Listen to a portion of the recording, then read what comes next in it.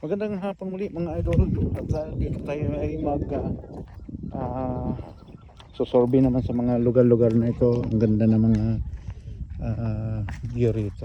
Ayan na may mga alagang hayop sa kabila. Right ay ito pa rin ay sako pa rin ng CDR. Kaya maganda mga idol yung mga view rito.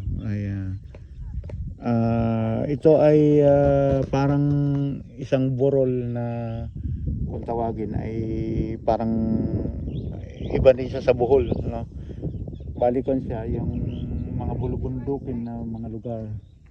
Ito ang nabubuhay nandito ng mga karamihang kahoy ay alibangbang ang tawag dito. Ayan, alibangbang ang tawag diyan. Kaya yan ang mga nabubuhay dito lagi na lugar. Ito mga idol ay tinataniman lang ng kalabasa per season. Bali malalaki ang mga kalabasa rito, no?